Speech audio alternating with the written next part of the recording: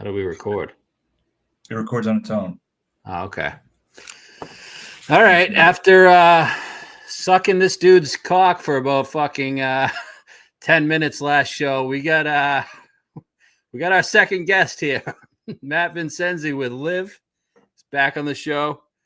How's it going? You know, I think you guys should have sucked my cock a little bit longer. I mean, without me, the show wouldn't exist. So I think you should have dedicated an entire show to it. Oh, it was a big suck fest for the first fucking 15 minutes. It was. And a little bit at the end of Mayo's show, too, which I deserved. I thought there could be a couple more shows that would show their gratitude, but I guess not. Yeah. What about Jacobs? Nothing there? I don't know if they had a show last week. I don't think so. Oh, okay. Sorry, guys, that my lights are flickering. I have no idea how to prevent that from happening. We've tried everything. Glazing? Yeah, it should be glazing. Why wouldn't it be? You should be glazing too, Noah. All right. So you're 2 days in. Let's hear some stories. You had the interviews today with Neiman, Phil, Bryson. Our guy Camo was in the interview in the press room. Only story here I have is that I have not stepped foot on this golf course. So our boots on the ground guy isn't helping us out for our bets this week. No, I just have not left really the media room. I've been writing a lot, preparing stuff for the U.S. Open week because I'm not going to be there. So I have stuff to fire off that week, and just working with Mike and figuring out content ideas, and then meeting people I haven't met yet, and meeting with upper management, all these other things that I've kind of had to do. I haven't really had a chance to go on the course. Hopefully that changes over the next few days. I'm going to do the immediate round recap story, and then I'm going to be going and grabbing quotes from players as they walk off the course during the tournament. So that should be good. Hopefully during the pro-am tomorrow, I can walk a little bit. I have those tee times when he wants to know them. But I mean, I've heard these guys talk about the course enough to know what duels happened on Tuesday already. They're already done. When do they put that out? I think not for another month. Yeah, that's what they did last time, right? In Miami. Yeah, I could have found out who won, but I honestly just don't care. Yeah, I wouldn't give two fucks about that shit. YouTube golf ain't for me. Okay, so you haven't been. You've walked the course a little bit, though, right? Yeah, I walked it like 3 or 4 holes. I saw DJ playing with Paul Casey. I saw DJ hit a shot and then he reloaded a couple times. I don't know if it was because I didn't see where the ball went. I don't know if it was because he was trying to get a feel for the hole. Is DJ still using the lab? I think so. I saw him on the putting green, but I didn't get a chance to look at his putter. He's staying right on the property immediately next to the driving range and the putting green, so he has direct access. So I will say, when I left, I stayed till like 8 o'clock last night just because I wanted to get a feel for the course. I did walk the course a little bit last night, but no one was on it. And then I just have a feel for what the course is looking like and feeling like, but I haven't seen the guys play it. But DJ was last guy in the range. That being said, he lives in walking distance. His backyard is connected to the range. So maybe he just wanted to hit some balls. And then when I got here this morning. What do you mean he lives? He's staying, and that's where he's staying, right? Yeah, that's him and his family are staying there. So, I mean, is that the whole family? The whole family. Both kids were there. I saw them playing catch with a football in the backyard as I was walking by. Wow, I love that. They all got these Wagoneers. I think that must be what LIV gives them. Nice. So give us some info on the course here. So I mean, it's going to play tough. I think it's going to play really, really tough. I'd be shocked if it didn't. I think, I don't know if this is why, but I think in Korea, going from Korea to the PGA Championship, I don't think worked that well. I think they would probably prefer to play a course that's going to prepare them. Phil talked a lot today about, and I asked the questions. One good thing about being in this permanent role, I get the first question in every press conference. Do you? And then the first question in every one, and then if I want to keep going, I'll keep asking until I'm done, and then I give the microphone away. So where do they just post it on LIV's YouTube? It takes a while for them to post the interview. No, if you go to LIV Media, it's there. Okay. LIV Media, livegolfmedia.com. Okay, gotcha. It's not on YouTube though anywhere? They might do it like later on, but you can get it right away on the media site. But so okay. My kind of angle of questioning was mostly about like how this course does it for the U.S. Open. But Phil on his own said it before anyone even mentioned it, and he was like, "This is a perfect setup for us to get ready for the U.S. Open." He's like, "The greens are fucking firing, 14 on the stem, rough is thick, really thick, and it's that northeast like lush kind of rough that we're used to at our home courses." Yeah, that's And huge. I mean, it's par 71, 7,400 yards, huge course. It seems like it's going to be a lot of long irons. Bryson called it a bomber's paradise, which I hadn't heard anyone else say. Yeah. I thought it was more positional. Okay. But for him, maybe it's a bomber's paradise because he can hit the fairway when he bombs it. But but he did add, he's like, it's a bomber's paradise, but you have to be in the fairway to be able to take advantage of it because the rough is so thick. So yeah, if you can drive it 330 in the fairway, I'm sure you're in a great position, but you do have to be on the fairway. Fairways are wide? They're relatively wide. I would say a little above average. The greens are really big and they're really contoured and fast. So I think that's going to be the trouble. I mean, hitting the fairway is going to be the important part. But after that part, once you get down to the greens, it's just as challenging. It's lightning fast. I mean, these things are like ice and there's a lot of contours and the greens are big. So you're going to have a lot of three putts, I think. I got to help my son out real quick. All right. All right. So I'm going to ask some questions here, so I'm not just on my own.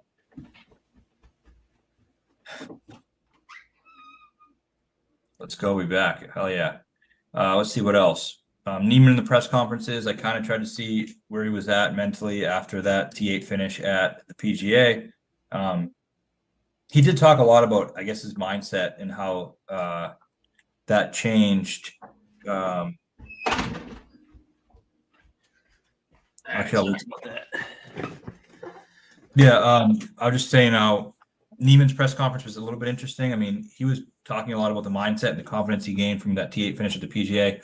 The one thing I think he realized is he doesn't have to be aggressive. And I know he's probably been told that a million times, but he felt it with how things went down at the PGA because what stuck out to me, and it seemed like what stuck out to him, was when he got in the clubhouse on Sunday, he was T15. And he's like, I didn't do enough. And then he finished T8. He's like, wait a second. If I just don't make mistakes, guys will go backwards. Right. Like, I think he finally realizes that. Oh, that's going to be huge. It's coming week. Yeah. I'm actually really, really thinking about betting Neiman again next week. I like it. I mean, my only thinking on that is like, we're going to have to beat Scotty. Like, there's no way Scotty isn't there. And if I think you have to bet one of Rory, Bryce, and Rahm, which we're betting Rahm. And then you have to just go 40 to 50 to 1. That's my thinking. And you want the guy who's talented enough to beat him. I think Hatton might be in that category. And Neiman is the most talented of all those guys. Yeah. And is having the best year, in my opinion. He's fucking fantastic. A question I asked him was about the trajectory of the ball. I was like, the U.S. Open firing greens, you're going to have to control that ball flight. And he said it's been something he's been working on trying to elevate it, especially for majors. But he also said he's also learned like where he needs to land the ball. Like if he can't elevate it the way a lot of these other guys do, he knows that he can land it into a shorter spot and run it up. Yeah. So I think that'll probably be his plan. So Neiman's vibes are high. Yeah, but they always are. Like every time I talk to him, he says the same thing. Does he recognize you? Does he know who you are? Yeah, he doesn't. He hasn't said it, but he definitely does. I mean, I've met him 3 or 4 times now. I interviewed him for 20 minutes on a YouTube video, and he definitely knows me. But how do we get his Torquay golf shoes? Those things are fucking fire. I was going to ask him that today. When I see him on the course, I'm 100% asking him that. I was like, I need those. I'll pay any amount of money. Just please get me them. Say you lost yours. Coolest thing I've experienced. I haven't experienced anything different than what I've already experienced before in the past. But just like into consistency of being able to do it more often and like familiarizing myself with these guys. Someone else asked, any LIV players welcome me? No, not at all, really. And I don't know if I should say this. I'll probably say a million things I shouldn't say, but even the staff and everyone there was much more welcoming to me when I didn't work for LIV. So when you were in Miami? When I was in Miami and I was working for Sports Illustrated, everyone I think wanted me to feel really welcome. And now, not that they don't now, but it's like, I don't know, it really hasn't been the same reception. And LIV players, nobody has said a word to me, but I haven't seen many of them, only in the press room. But like Phil and Bryson, I think they're starting to recognize me because they look over and give a little head nod, but no one said anything to me really at all. With that being said, I'm not aggressive towards them at all. Like a lot of reporters will like make a way to go introduce themselves. Like I'm not going to do that. If it's not organic, I'm not going to go out of my way to go talk to them. If they want to talk to me or like it happens naturally, I'll do it, but I'm never going to like chase them down and beg for their, approval. It's pretty wild. You're just in the same room as Phil Mickelson. Oh yeah. He was great today. I mean, he was so forthcoming with every answer. He was funny because so they did the bunkers for Baghdad thing they do. Yeah. So they had the guy who runs that on first, and he was kind of talking about the program, whatever. And like everyone knew that he was just doing 10 minutes before the high flyers went. So after he was done, he got up and Phil was like, all right, so we're good. Thanks, guys. And but he was dead serious and like got up and walked. And someone was like, no, you guys are still up. It was in classic Phil fashion where like he definitely was fucking with everybody, but it didn't seem like he was at all. Yeah. How big of a bet on Rahm next week? I don't bet golf anymore, but if I did, it would be the biggest bet you've ever seen. Okay. Let's get back to the course here. So when they held a PGA event here in 2015, won by Troy Merritt, and Ricky Fowler came in second. It was minus 18. Are we looking at more difficult here than that? Yeah, I think the rough wasn't up as much as it is now. I think they probably requested it to be, I guess, to get him ready. Okay, JT was fourth, T4, Justin Rose, T4. Your boy Danny Lee, LIV guy, Ironhead, fourth. See any other LIV guys here? Chucky 36 was 11th. Kokrak 18th. Wow, Tiger played in this event. He was 18th. Pat Perez. Have you seen Patty Perez yet? I saw him in Miami. I haven't seen him this week, but again, I haven't been on the course. Camo, 21st. Ortiz, 30th. Steele, 30th. Looks like strokes gain-wise, a lot of these guys gained a shit ton putting at the top of the board. I mean, Ricky, 5.4. Lingmer, 7.1. Merritt, 4.7. But Merritt did gain 10.1 on approach that week. Yeah, I mean, a lot of the similar type players, good iron players. I don't think distance is all that important this week. Bryson again called it a bomber's paradise. I think he means it can be like if you can tear the place apart if you're driving it long and straight, which he can do. But I don't think distance is a requirement at all. Yeah. So we're looking at bent grass greens, right? Any other grass types? Just typical northeast. I think the bluegrass ryegrass combo. Yep. Okay, and from the sounds of it, all the players love it, huh? Oh yeah, I mean, AK told me it was the nicest course they've ever played on LIV. Phil was like raving about it, saying he was like a masterpiece. He was like, and he's always played great on Robert Trent Jones courses, so I think he kind of has an affinity towards them. But he was saying it was a masterpiece, like the way architecturally, agronomy wise, like everything about it is just perfect. It's beautiful. It's a beautiful course. The clubhouse, beautiful, old school style, like vintage looking. Just the entire property is sick. Yeah, and they got to be. I mean, for the U.S. Open guys, they got to be a couple hours from Oakmont. Yeah, I mean, this was definitely all strategic, which I think LIV's gotten criticism for not being strategic in terms of preparing their players for majors. So when the opposite happened, they deserve some credit for that. Yeah. Okay. Have you seen Paul Casey's wife yet? No, I saw Paul playing with DJ on the first day. I wouldn't be surprised if his wife wasn't here. Would you? Does he have a hot wife? I have no idea. I don't know. But there's like 10 or 12 houses along the course that these guys are staying at. And I would imagine those are the guys who got here on Monday. I think the guys who got here later probably wouldn't bother. Yeah. But there are players who have been here since Monday early. DJ again is one of them. His whole family here. He seems like he's in a happy place. Seems like he's grinding. I mean, what does that mean? I don't know. But he was the last guy in the range. He was the first guy in the putting green. Does that He's translate? going back to Oakmont. He doesn't want to embarrass himself. I'm sure that's probably part of it. When I was in Alabama, when I did that Alabama trip, we played a lot of Robert Trent Jones. I really liked those courses. They're good. Yeah. Very aesthetically pleasing too. Yes. Yeah, everyone's raving about it. All the staff, all the players. I asked AK if it reminded him of a congressional. He won there in whatever it was, 2010 probably. He said he doesn't remember. So makes sense. Checks out. Yeah. All right. What else? Anything else before we get into these betting odds?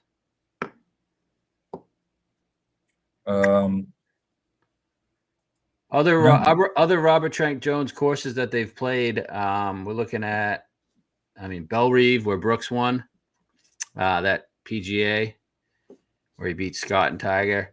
Baltusrol, where Jimmy Walker won. And who else won that? Who else won there? Phil. That's right. 5. They're going back. Where are they going, to the PGA or US Open there in a couple of years? PGA, right? PGA. Yep. You got Firestone in Ohio. Some LIV winners. I know DJ's won it. Brooks has some decent results. I'm sure Phil won it too. Congressional, where Rory won his US Open. Where else? Obviously Valderrama, right?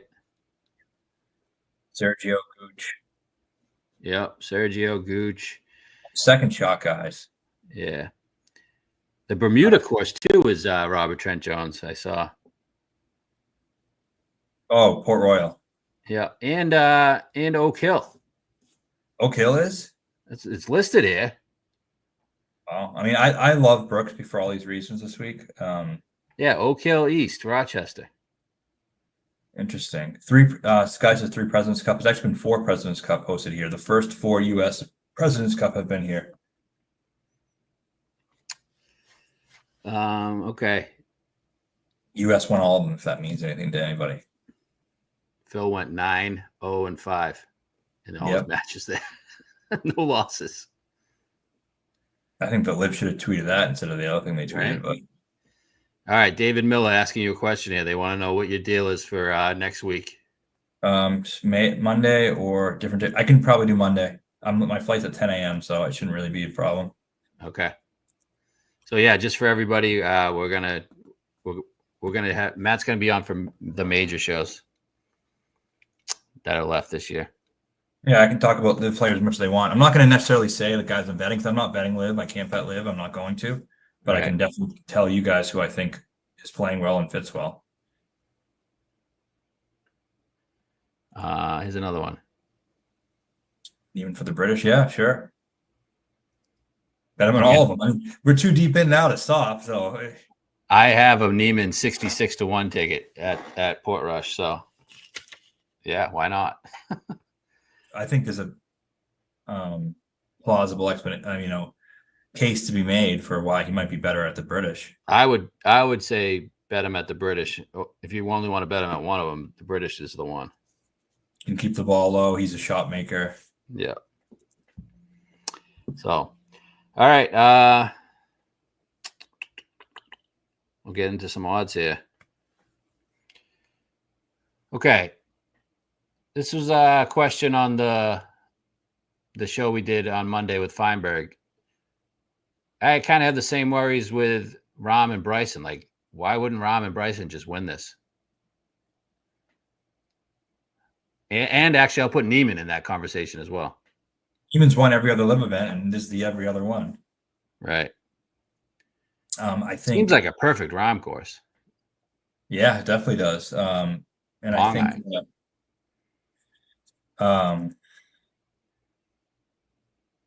but I mean, yeah, but what are you going to do? I mean, bet him at 4-1?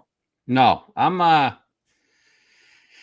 Yeah, I'm taking it kind of light because we've been getting pounded here lately. And yeah, I'm not It's going just to the hard to top. take on the top and live. It hasn't happened. I mean, the first year of live, we saw a bunch of random guys win, but since then it's been the best Well, that's players the every problem week. with both fucking tours. And I know you can't talk PGA, but like, how do you take on the top? Because the next tier is just not good.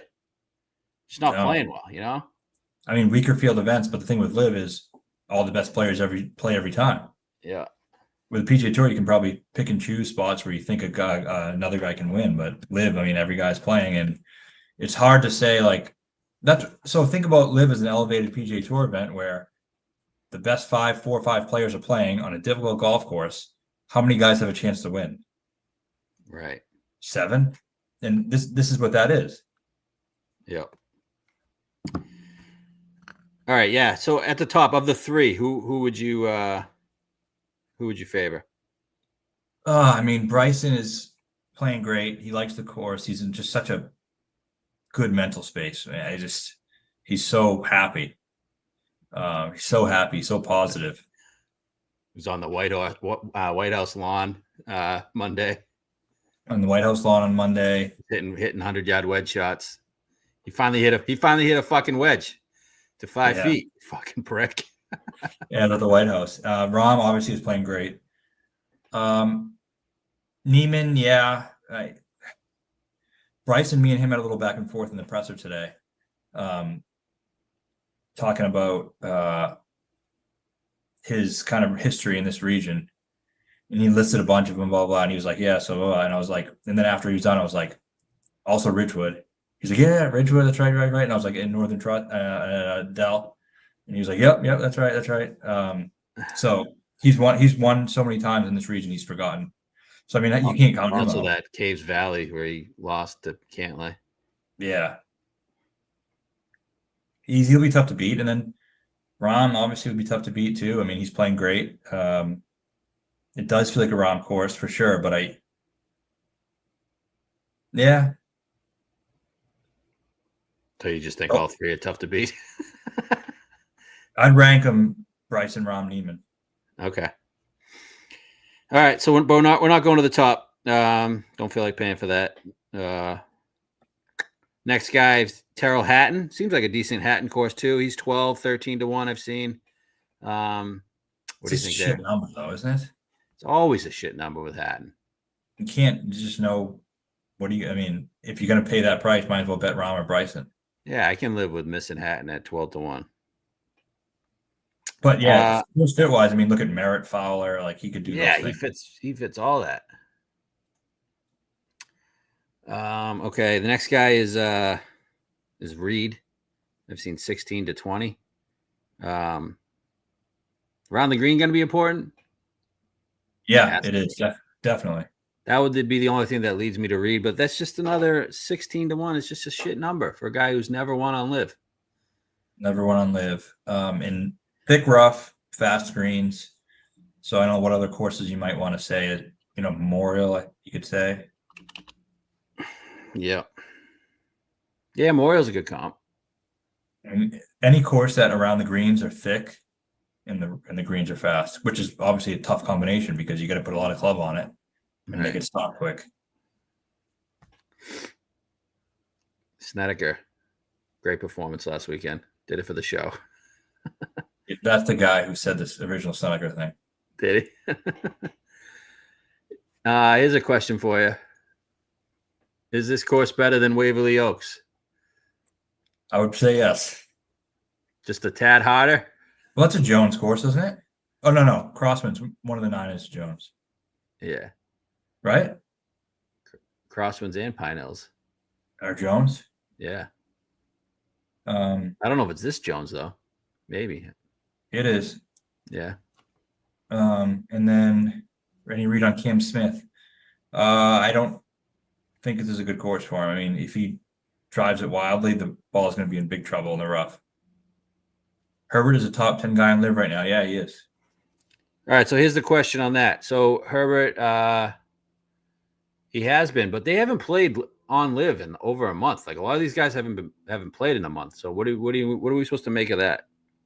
Well, some guys have said it as a positive. I think Neiman said today, like he likes being able to ramp it up when he needs to and not have to all the time, and he thinks it's better for his body, and that's why he's playing so good. Yeah. I'm sure the opposite is true for some guys, like would need to be forced to play. Like Cam Smith probably is one of them. But I don't know. I mean, yeah, it's the guys. There's two ways to look at it. The other way is, if someone's not playing well, they get to take a month off and kind of reset. Some people start the season hot. Yep. I don't like Herbert. I don't like him here. I mean, so that would that would be the case for like an answer. He's been playing like shit. Take a month off to figure shit out. You could jump on him at 66-1 now. I just don't know if this is his region. Yeah, no, I know. I'm just saying that would be that 0.2 guy that's been playing like shit that you're getting good odds on, better than usual. Yep.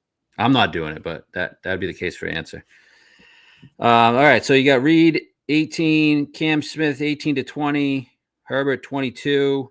Then you jump up 25. You got Garcia, Munoz, who just missed out in the playoff.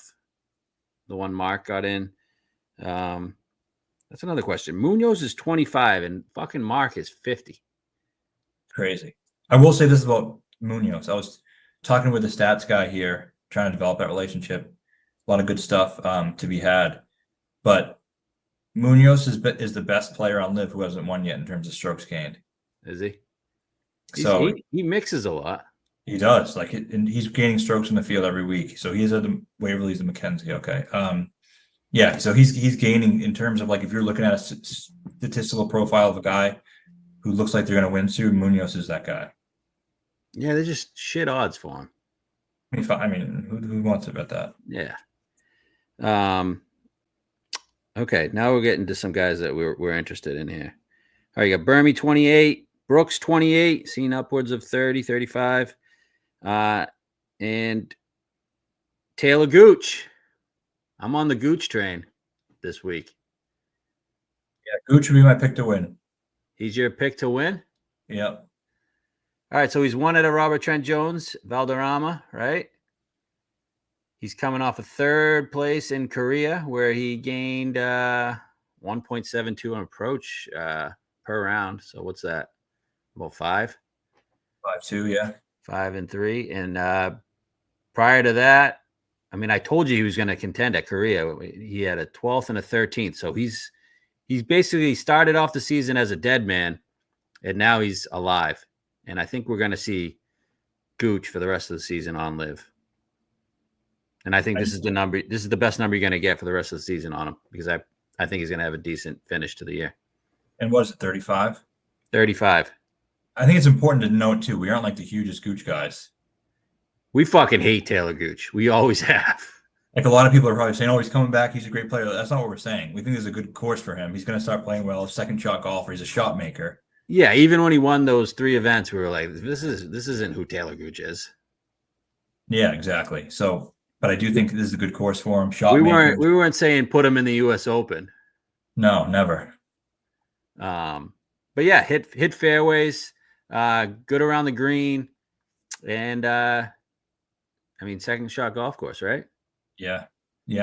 I think this is a really good golf course for him. The Valderrama thing, I think, is a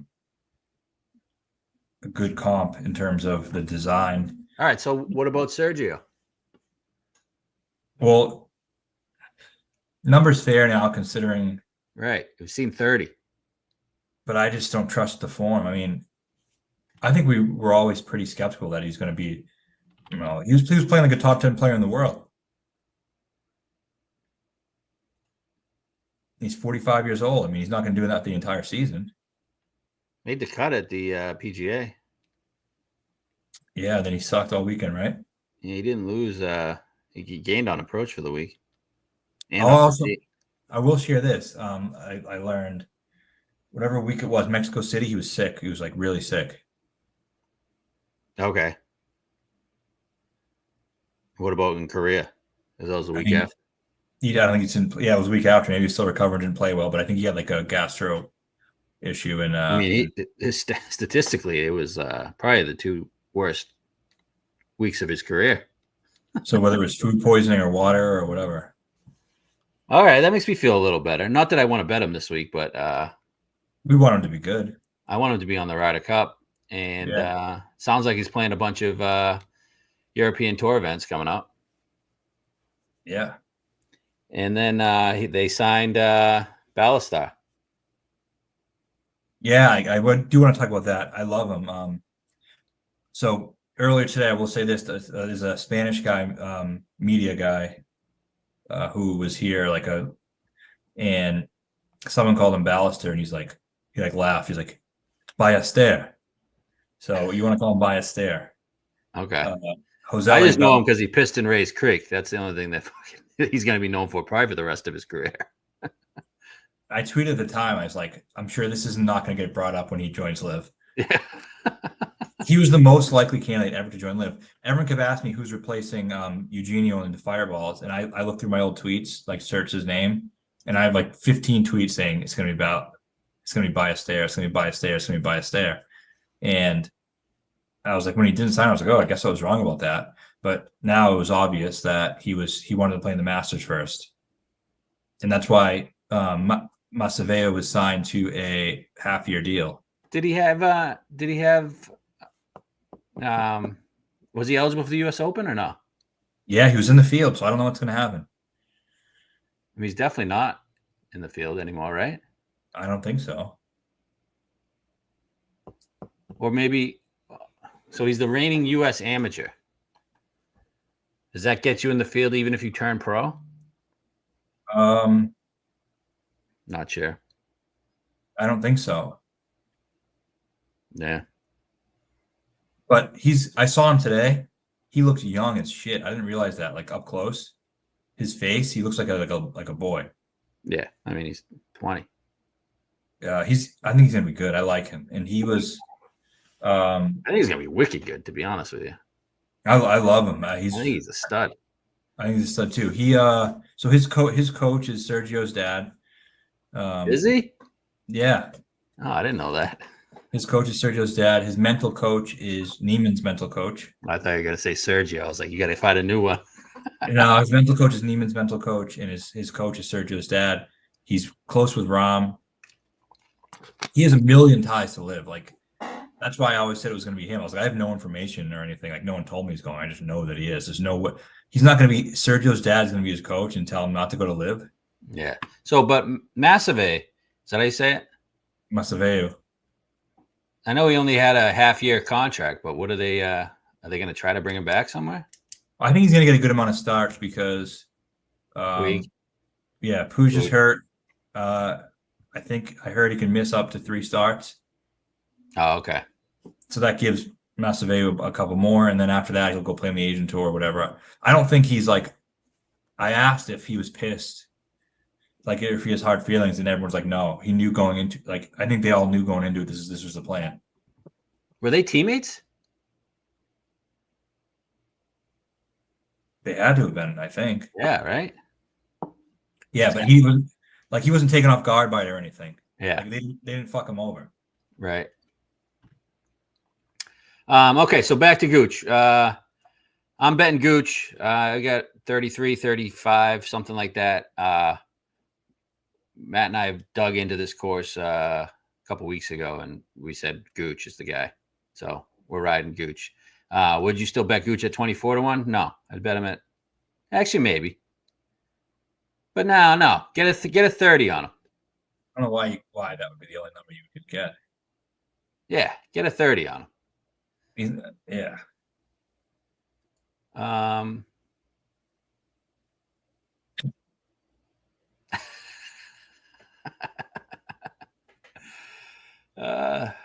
Okay, we'll go to the next one. 35 on DK. There you go. I can't bet DK in Mass, but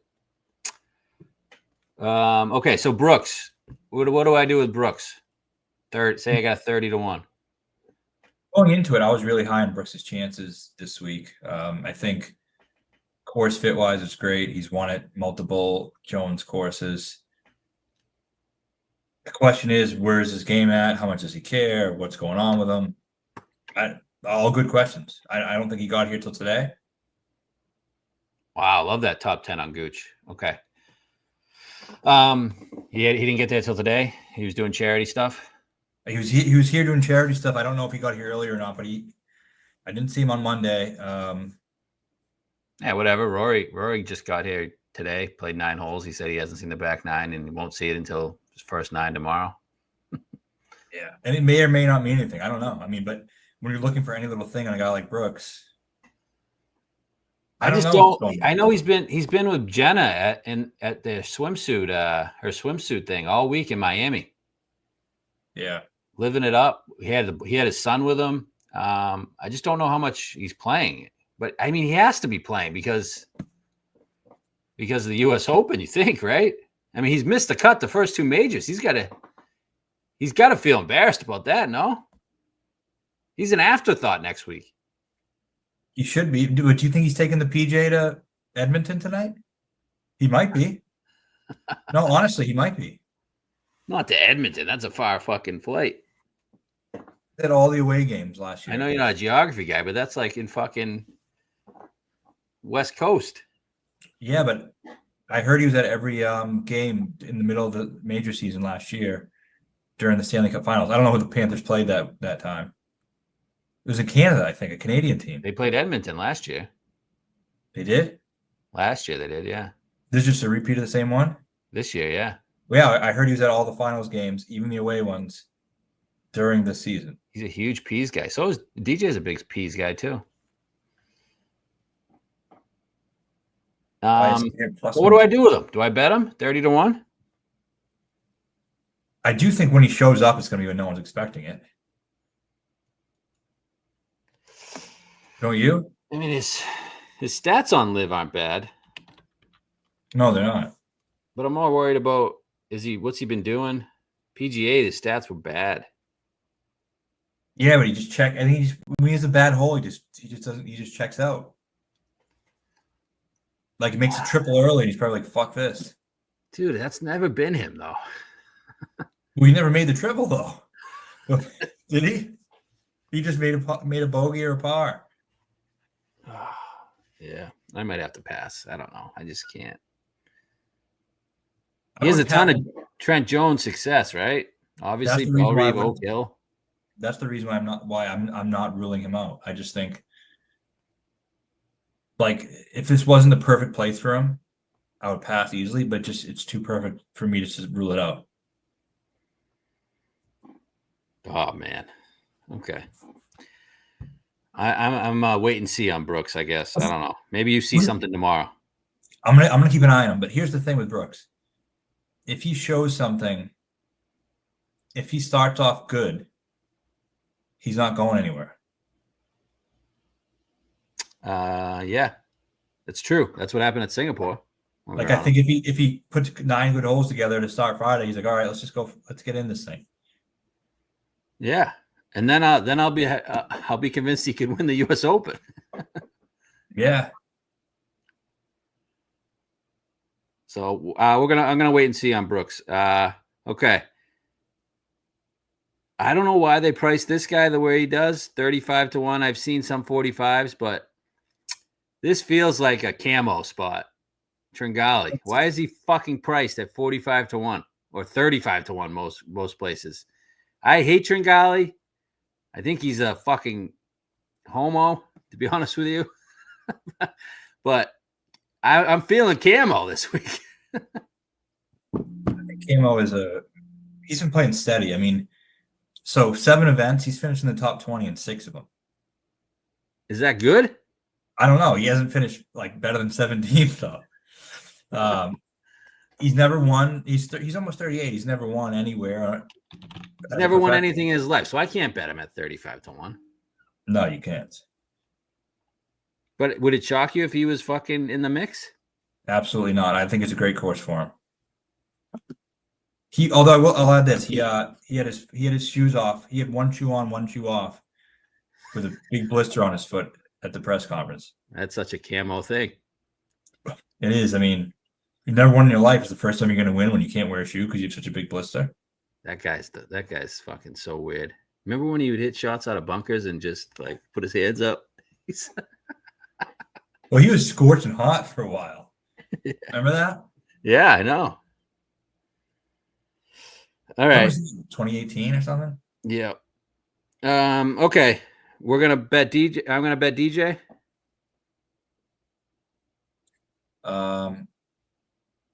You're gonna bet. I don't know. You're gonna bet him. I'm not betting anybody. I know, but should I bet DJ? I mean, 50-1. I have to. Yes. Northeast type course, bent grass. I've been betting them for a while at 50-1 everywhere. What am I gonna stop now? No. No, I just gotta bet him, right? I think most people should have this frame of mind that he's gonna win something. Yeah, he's not completely dead, is he? No, I mean, is he gonna compete in majors? No. No, I have no. He's 1,000% missing the cut next week. Yeah, but does that mean he can't win a LIV event? No, it doesn't.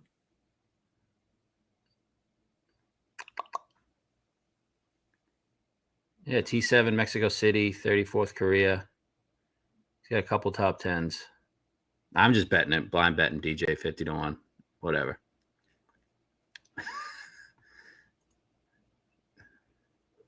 It's true.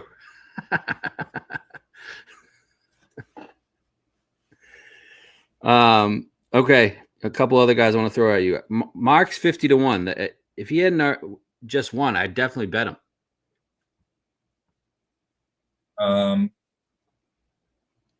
Yeah. Is it the right course?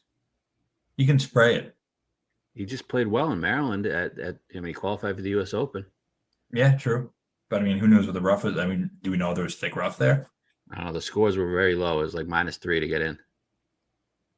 Yeah. Mayo's boy Alex Blickel shot +20. Did he? That guy stinks. Dead last. And then he was on his show just making fun of the LIV players for quitting. Nah. Yeah. He was saying they quit because they knew their games weren't ready for Oakmont. That's what he said. He should have never played to begin with because his game ain't ready for Oakmont. Yeah. Oh man. So I'm not going to bet Mark, but I don't hate it. The other guy was Louis. What about Louis?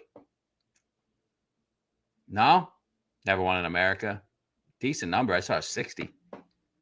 I mean, I don't want to say. Nah, I'm not going to say it. You can just nod your head. As Louis just packed it in. He's just on his tractor, just not giving a shit. Can we still call Matt a retard? You can call me whatever you want.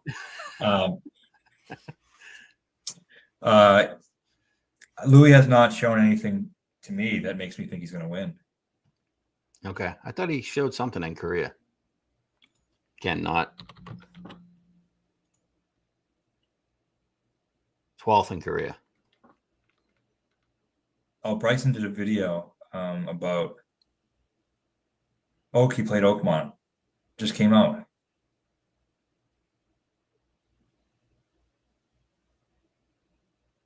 He did a video on what? He played Oakmont. Like just a regular round? Yeah. It's on his YouTube? Yeah, I uploaded like an hour ago. And he played there last week, right? Yeah, so he did the video from it. I'm guessing based on his comment, he played well. Wow. Bryson's super live, obviously. Oh my God. Crazy life. I just, when we bet him at the PGA, we bet 20. And now it's 8 to 9, which I don't even know if that number's fair, to be honest with you, with the way Scotty's playing. I mean, Scotty's plus 250 to fucking win the US Open. That is insane. Think he wins? I've been telling everybody he's not winning, but I'm not going to say, I mean, winning everything. I'm not going to say no. Do you? I don't think he wins. Bryson shot par. That's good. Very good. No, I think Rahm's winning. Rahm or Bryson. One of those two is winning. Me too. So guess what? I want to say this. People are going to give me shit next week because I'm going to be rooting so hard for Rom publicly. Like, just so you guys know, I'm going to be openly rooting for Rom and cheering for Rom, like loudly. I'm going to I be feel like cheering it's been years since you've done that. since I've rooted for him. Yeah. It is, but I did it with Bryce, but everyone's like, oh, now that you're being paid by LIV, you're going to. I would be doing this anyway. Do you think if I didn't get hired by LIV and I had Rom winning the U.S. Open, I wasn't going to be openly rooting for him? You haven't it's probably been since the Masters when he won. That's the last time I bet him. Well, some guy who like doesn't like me almost made a point. He was like, "You've bet Neiman in 8 of the last 11 majors," and I was like, "Yeah, sounds about right. I'm not going to deny that." And he said, "I bet Rahm won in the last 11." You have, Yeah. and you hit it. Sorry. In addition to the Masters, one time. That was. I think people new to our show, I feel like they don't know how big of a Rahm fan you were. The biggest ever. I mean, this was before he even proved himself. Me and you had a bet. Remember? I hated Rahm's guts. You hated Rahm, and I loved him. And we had a bet that my bet was that Rahm would win a major before Brooks did again because I didn't like Brooks. Yeah, and he did. He beat Brooks. Did you have to cash out all your Rahm bets, or did you sign them over to Luca? Anything I did before I signed that contract, I don't see any reason why. I didn't place any bets after I signed my contract, right? Right. I mean, I can't change the past.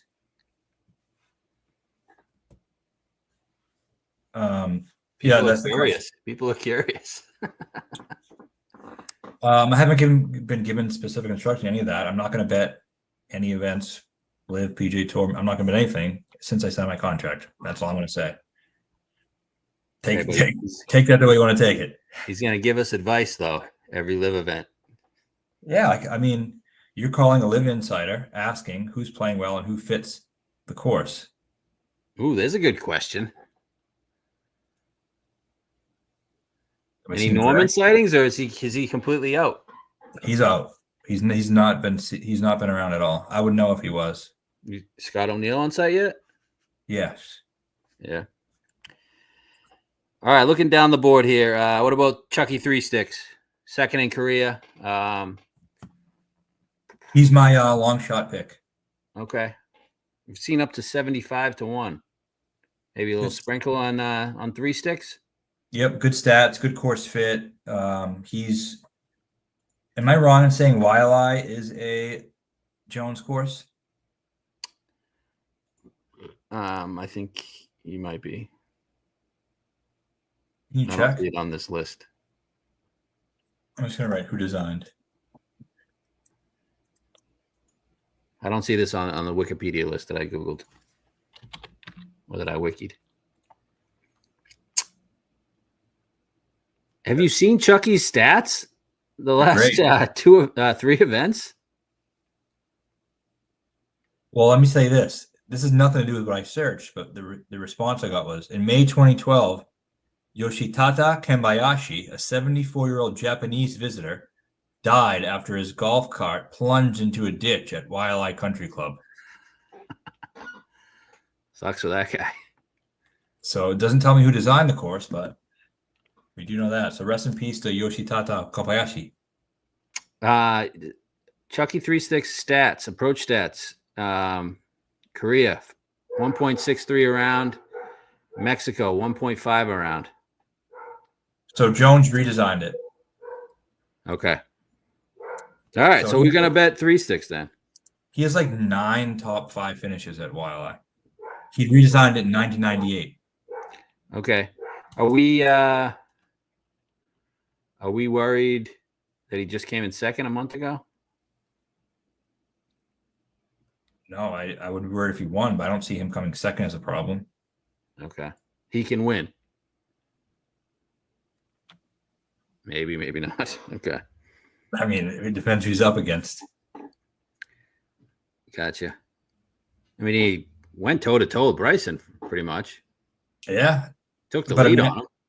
But is there a world in which Bryson and Rahm and Neiman aren't deep in contention? Sure. And if so, why can't he win? Yeah, I don't see a world where Rahm's not. I mean, he's there every week on LIV. So, thoughts on Surratt, 80-1. He can't win right now. He is the fifth best putter on the tour, though. How old's that guy? Surratt, I'm gonna say 22. Let me see. No top tens this year. He's he's only 21. Wow. People say LIV has no young talent. We have some young talent here. Oh, there we go. You get the we. We. What would I parlay Rahm with? With Rahm or Bryson to get better odds next week? Oilers money line tonight. Oh, you like the Oilers? Yeah. I hope they win. I like them. You could probably toss the Thunder in there too if you really wanted to get. When are they tomorrow? Yeah. Okay. Last couple guys here before, and then we'll just get to questions. Harold Varner, similar area. The third or his grandfather? I'm guessing that's a no on HV3. No. And Matt Wolff. Yeah, I like Wolff. He can win, or is he still mentally just fucked? I mean, I don't see how we could definitively say he isn't. Yeah. but I gained strokes off the tee in his last start and played well. Like, that's a reason enough to me in terms of how good of a talent he is at that number to I think he's probably worth a shot. Best finish on LIV in a while. And since Miami in 2024, 6th. And gained strokes off the tee. Yep. Yeah, we know Wolf's a pussy. We know it. Okay. So Gooch, DJ, 3 sticks, definitely. And then we're gonna see if Matt get any insight for me with Brooks on site tomorrow, maybe. And we're going pretty light this week. Got 2 tournaments, PGA, LIV for me, and a week before the US Open. No first round leaders for me this week. Or top 10s, which I've been doing lately. I'm just trying to not get drilled before the US Open. I don't even know if I'm going heavy on the US Open just because of Scotty. You're Scotty, huh? Would you play, if you do bet Neiman, would you bet Neiman in the without Scotty market as well? I mean, obviously, if I'm betting Neiman, I'm betting him to win because I want to be there for it. Would you bet him in addition in the without Scotty market? You and Jeff talking about this. It just depends on the disparity of what the odds are. Say with Scotty, you're getting a 50-1. Without, you're getting a 40. Yeah, why not? Yeah. But if it's 50 or 30, I would take the 50. Right. But I also don't think like he's the perfect guy to be aware of. Like, I don't think he's going to come second to Scotty. What do you mean? Like, it's either he's going to win or he's going to not come in second. You couldn't see him pulling like he backdoored a T8. You couldn't see him backdooring a T2 like English did? Maybe, but I hate that market. It's just, I hate it too, but yeah, you get the chop. Oh yeah, if you had Bryson without Scotty last time, you chopped it 7 ways, you win dick. I just think it's a shit market, man. I think it's a shit market for cowards. And it's for cowards. I almost would just bet the same number without it, just so I could save my dignity. I agree with you. I've never bet it without. Though. A lot of people disagree. Yeah, because they're fucking cowards. But here's the thing: those people are scared to get fucking punished, and I'm not. I've been punished many times, and I take it like a man. Yep. Here's another one. Any reports of new sponsors, any new players, new team names? I hear But there might be 60 guys next year. I think that's a possibility. I don't know about that. No, they have a new sponsor, Salesforce. Salesforce, yeah, they have there's big Salesforce signs out here. Yeah. And there's Madden or whatever, and then the Riyadh Air and Aramco. Okay. What else you got? What do you got planned for tomorrow? Tomorrow, Pro-Am. I don't know if I'm gonna go out there or not. I Any have a big meeting. names? I don't. I only saw the player tee sheet. They didn't put the amateurs on it. Oh, okay. And then I have an interview with Bias there tomorrow. All right. There we go. Talk with him a little bit about the whole connection with Sergio's dad and just how his path and all that stuff. And might have meeting with Scott O'Neill. I think I'm pretty sure. I know I'll have a bunch of different stuff I'm sure that I'm doing. Hopefully I get a chance to get on the golf course though. That's my goal, but we'll see. Any plans for you getting on the post game show? Well, last time was very spur of the moment. Yeah. I think if it happens again, it would also be spur of the moment. But I mean, if they ask me to, I'll do it. I'm going to do it. Yeah. I hope they ask me to. I should do it. Who chooses the courses?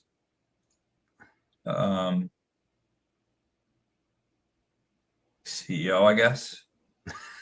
I'm sure there's a team. There's a team, but it all depends on. I mean, you guys have multiple teams, right? Like working on different shit. There's so many employees here, like upper level management, who I don't even know what they're doing. I'm pretty sure a lot of them just don't do anything. Like they've probably just gone on for all this time. They're like, let's just see if our department can just like hang on and no one's gonna notice. That's the corporate world. The thing about LIV that I've noticed is it's just so everything about it is like corporate structure. Yeah. That's why like things that I've wanted to do or say, like it takes multiple levels of approval for every little thing. And everyone's else like, why you didn't do this or write this, or even when I write a story, it just goes so far up the ladder every time. This. It's like there's nothing that can happen quick on LIV. Yeah. Nice. All right. Well, what else? I got nothing else. If there's any questions, if not, then I'll try to report back on Brooks, see what he looks like tomorrow. It's gonna be a good event, though. I think it's gonna be if you're one of those people who I've got a lot of messages saying, like, "Hey, I see you're covering only LIV now. I'm not gonna watch LIV, but I wish you the best of luck." I've got a lot of messages like that. Yeah. But this would be a good one to share. Have you not touched down at RTJ? Yeah, I've been here. He's been on site both days. Yeah, I've been on site. I mean, I haven't. When I say I haven't on the course, it means I haven't like walked the entire course. I've just been in and out, like, and haven't really been able to follow a group. Like when I was at Doral, I followed DJ for the front nine. I had more free time. Like now, I don't really. There's always something for me to do, but hopefully, one of those things, especially during the tournament, is going to be to follow these groups. But I'm working on I'm going to do like a post tournament thing, like shot of the week, underrated performance of the week, so people can go back if they missed the tournament and see all the things they need to see. Yeah. So I think during the round, I'm going to have to get that prepared. So I don't know. I don't know. My job mostly, I think, is going to be in the media room writing. When do we start seeing these contracts expiring and decisions being made for the originals who went over?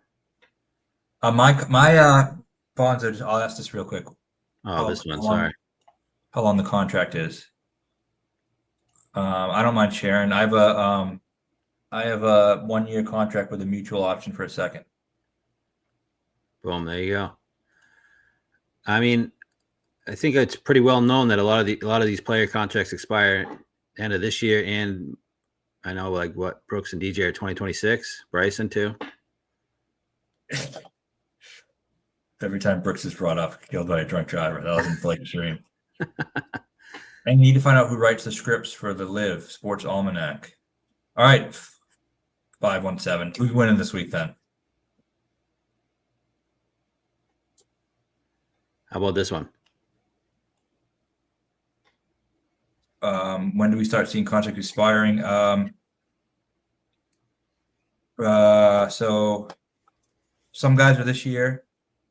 More of them are next year. Bryson is end of next year. Brooks is end of next year. I don't know for sure, but I would guess that means DJ and them are this year. Yeah. Phil said this might be his last U.S. Open. You hear him? Well, because he's not qualified. Yeah. So how's he going to get in? Do you think he goes to qualify? No, I don't. Do you? Probably not. Why wouldn't they wouldn't give him a special invite, huh? Oh, he says Cam Smith wins. Okay. I don't think that would shock me that much. Yeah, me neither. They should give him a special invite, don't you think? Yeah, he's come so close so many times. This is the first time I've ever heard Sierra and Bradley. Yeah, I mean, that's literally just, I guess, that's the conundrum. We just talked about that, I guess, and expanded upon that, but that's the main theme. Yeah. Phil, this is the first time I've heard him talk about the end today. Yeah. Which was interesting. He said if he's not, well, the ironic part about it is he says, you know, if he's not helping his team anymore, he doesn't want to be a burden. He cares about the team's success. He has the most points on the team. Does he? More than Camo? He has two. I don't know if, I mean, it's close. He has 2 top 5 finishes. Yeah. No one else is anywhere close to that. Yeah, Steele won last year, right? DJ's a backup. That's good. Yeah, Gooch and DJ. I'm just kind of leave it at that. I guess I'll throw a sprinkle on Chucky.